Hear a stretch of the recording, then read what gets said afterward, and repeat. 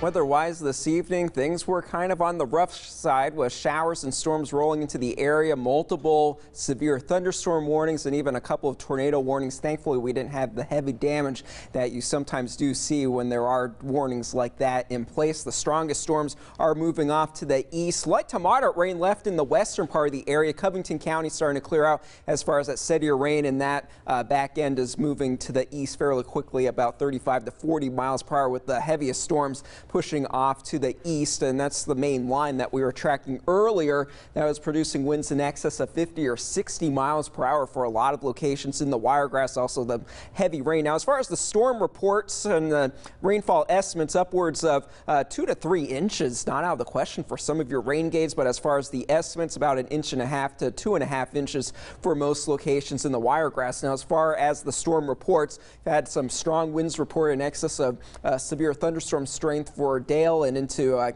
Henry County at the airports as well, and also some trees down and power lines down in the Florida Panhandle. The Chipola River is at flood stage, so certainly something to be concerned about down south of the border. Now, as far as that system, it will continue to move off to the east by past midnight.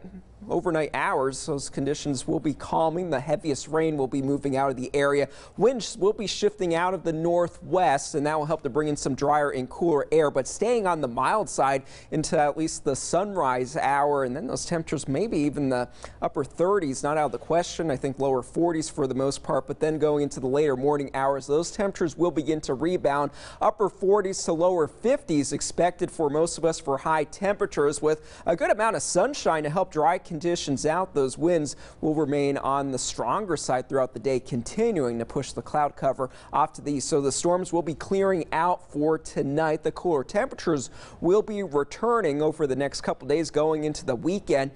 Secondary cold front will be approaching the region and give us some pretty cold conditions going into Saturday morning, and then our next chance for rain won't be until next week. On the backside of this system, we'll have another shot at seeing temperatures in the 20s right here in the Wiregrass. So the first front that we are tracking is right over us now, bringing us those strong storms, and those are moving off to the east. The secondary front is in the upper plains and in the Rocky Mountains. That will bring in that colder and drier air going to the next couple days. That will move across the country pretty quickly as this system moves out of the region. So for tonight, conditions will be improving. It'll be cold enough for some snow showers tomorrow morning in the North Georgia mountains and into the North Carolina mountains as well. Thankfully, the moisture will be gone by the time the colder air moves into our area. 30s expected tomorrow morning in central Alabama, lower 40s for us. Then going into the later afternoon, that's when our high temperatures will be in the upper 40s to lower 50s for most of us, and that's clear sky will stay with us